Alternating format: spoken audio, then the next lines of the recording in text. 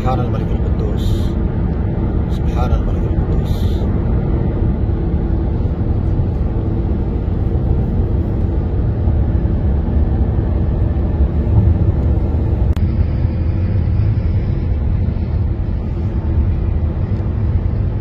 इकट्ठे जुड़ जाते हैं, यानी एक ही बेड सिस्टम में। ऊपर पैराशूट एक होता है।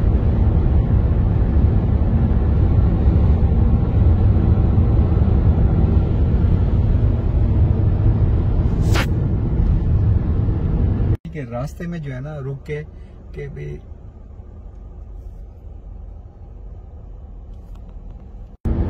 हम कहाँ जा रहे हैं? इस वक्त हम बैंफ नेशनल पार्क में एंटर हुए और हम लेक लुइस जा रहे हैं। यहाँ से करीबन 1 घंटे की ड्राइव है। इंशाल्लाह हम लेक लुइस पहुंच जाएंगे। और हम कैलगरी में मौजूद थे और वहां से निकले हैं। हम कैलगरी से चले, हमें कैलगरी से निकले हुए 1.5 घंटा हो गया।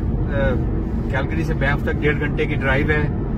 बैंफ में हम एंटर हुए और यहाँ से मजीद तकरीबन 1 घंटा है, हम लेक लुइस पहुंचेंगे। तो ये इस लोकेशन पे क्या क्या चीजें आई हैं बीच में जो आपने बताया था? कुछ दरमियान में हमने देखा दास लेक आई थी, झील थी छोटी सी, जो लफार्ज का सीमेंट प्लांट है वो राइट साइड पे आया था। उसके बाद कैनमोर का छोटा सा कस्बा है वो आया। उसके बाद बैंफ का कस्बा है ये, यहीं से बैंफ नेशनल पार्क की हदूद जो है वो शुरू हो जाती है। बीच में कनानास्किस का जो है वो कस्बा आया। यहाँ पे देखा कि हेलीकॉप्टर राइड्स होती हैं जहाँ से, वो भी खूबसूरत जगह है। और तो बहुत ये पहाड़ियों का सिलसिला क्या है जो आप बता रहे थे?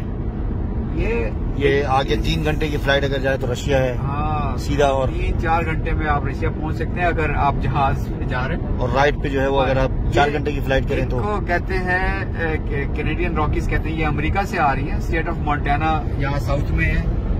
वहां से ये एल्बर्टा में एंटर होती है, एल्बर्टा और ब्रिटिश कोलंबिया दोनों में एंटर होती है यूएस कनाडा बॉर्डर से। और ये सीधी जो है ये नॉर्थ वेस्ट डायरेक्शन में जाके अलास्का में एंटर होती है और बेरिंग सी तक जाती है, जिसके बाद रशिया शुरू हो जाता है। और राइट पे अगर जाए तो आपने बताया कि वो नॉर्थ पोल आ जाता है। बिल्कुल, अगर नॉर्थ में अगर आप जाएं, अगर आप जहाज से जा रहे हैं तो गालिबन 4 घंटे की फ्लाइट के बाद नॉर्थ पोल आ जाएगा। अब हमारा जो बिल्कुल नॉर्दर्न टाउन है फोर्ट मैकमरी है, उसके बाद कुछ आर्मी की पोस्ट वगैरह हैं, बेफिन सी है, क्रॉस करके आप नॉर्थ पोल पहुंच सकते हैं। और आपने ये भी बताया कि दुनिया के खूबसूरत तरीन शहरों में इसका शुमार होता है। दुनिया के 10 जो खूबसूरत तरीन शहर और इलाके हैं उनमें यहाँ का 5वां नंबर है। और इसके साथ जरा आप आगे जाएंगे तो हाईवे 93 आती है। ये हाईवे 1 पे इस वक्त हम ट्रांस कनाडा हाईवे है, हाईवे 1 इसको कहते हैं। यहाँ से राइट साइड पे थोड़ा सा नॉर्थ वेस्ट की तरफ जो है लेक लुइस जहाँ आप जा रहे हैं ना, वहाँ से आगे वो हाईवे 93 उसे कहते हैं। और वो दुनिया की खूबसूरत तरीन हाईवेज में शुमार होती है क्योंकि उसके आसपास सीनरीज इतनी ज़बरदस्त हैं। उसी पे ग्लेशियर नेशनल पार्क है, बो वैली नेशनल पार्क है जिसमें आइस फील्ड्स हैं, ग्लेशियर है, तबास्का ग्लेशियर है। वहाँ पे जो बड़ी बसें, बड़े पहियों वाली जो ट्रैकर होते हैं उन पे बिठा के आपको ग्लेशियर पे लेके जाते हैं। माशाल्लाह, सुभान अल्लाह। और आपने कहा कि यहाँ का जो माहौल है आलूदगी का वो 0% है, दुनिया का नंबर। ये एनवायरनमेंट कंट्रोल में जो है कनाडा का जो है दुनिया में नंबर 1 जो है, कनाडा का पहला नंबर आता है। यहाँ की हवा, फिजा और दरियाओं का पानी, उसकी सफाई, कानून बहुत सख्त है कि आप कोई आलूदगी जो है वो आप ऐसे नेचर पे फेंक नहीं सकते। चाहे पानी हो किसी दरिया का या छोटा नदी नाला हो, उसमें यहाँ के दरियाओं और नदी नालों का पानी बहुत साफ होता है। ये जो 2 आर्चिस बनी हुई है, ये सुरंग नुमा जो है, ये असल में जंगली जानवरों की गुजरगाह है कि वो सड़क पार कर सकें हिफाजत से, ताकि सड़क पे आके ना वो जाएं, उनको खतरा होता है कि एक्सीडेंट हो जाए, गाड़ी से टकराव हो जाए। तो ये जगह जगह जो है ना इसीलिए बनाया हुआ है क्योंकि सड़क के दोनों तरफ जो है ना वो फेंस लगी हुई है, जिसकी वजह से जंगली जानवर सड़क पार नहीं कर सकते। अगर कर सकते हैं तो जहाँ टूटी हुई होगी या छलांग लगा के आ जाएं। और होता यह है कि फिर इससे आधी जंगली हयात उधर रह जाती है और आधी वाइल्ड लाइफ इधर रह जाती है। वो आपस में मिलते नहीं है, उनकी आबादी का फर्क पड़ जाता है।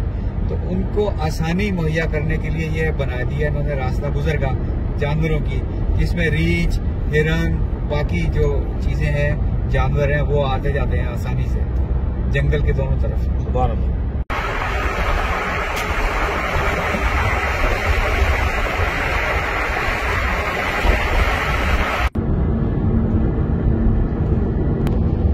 ये जो पैसेज नजर आ रहा है ना, ओवरपास जो है, ये जानवरों की पॉपुलेशन का बैलेंस रखने के लिए कि जानवरों की जो तादाद है उसमें एक तवाज़ुन रहे। तो दोनों तरफ की जो नर और मादाएं हैं ना, वो आपस में मिलते रहे ये सड़क क्रॉस करके आराम से, क्योंकि दोनों तरफ फेंस लगी हुई है ना, वो आ नहीं सकते कि उससे रुकावट है। इधर की तरफ वाले इधर रह जाएंगे, उधर की तरफ वाले उधर रह जाएंगे।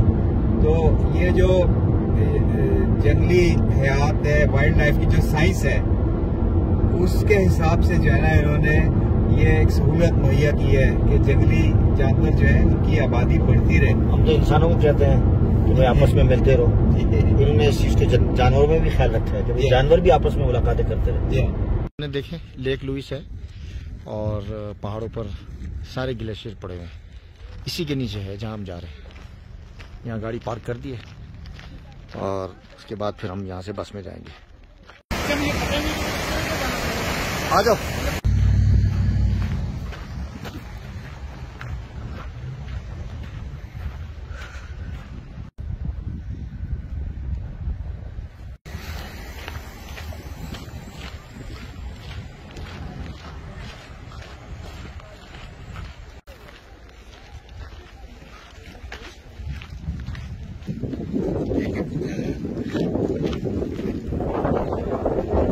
माशाअल्लाह माशाअल्लाह।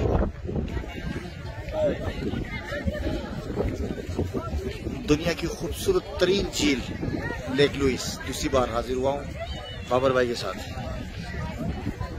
तहफ़्फ़ुज़ ख़त्म नबूवत के सिलसिले में दौरे के दौरान। आज आखिरी दिन है यहाँ कैलगरी में। 1.5 घंटे के फासले पर ये झील मौजूद है और ये मंजर बिल्कुल झील सैफुल मुलूक का पेश कर रही है। झील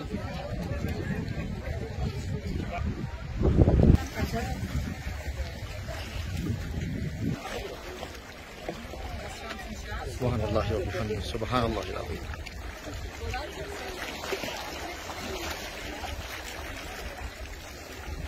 पानी देखें कितना साफ। हाँ जी बताओ कैसा लग रहा है शेफ? बहुत खूबसूरत।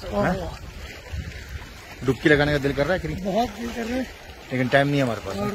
प्रोग्राम है हमारा। थोड़ा स्विम कर लें आगे इधर से। चलो तुम अपना पाँव डालो। सामने देखें बड़े बड़े ग्लेशियर आपको नजर आ रहे होंगे। करीब करके दिखाता हूँ आपको। ये देखें जी ग्लेशियर। आप ग्लेशियर के पास पहुंच गए। 7 महीने ये तमाम पहाड़ है जो आप देख रहे हैं पहाड़, ये सब के सब इस पर सफेद चादर चढ़ी होती है, सब की सब, और इन पर मुकम्मल बर्फ ही बर्फ होती है और ढपी भी होती है।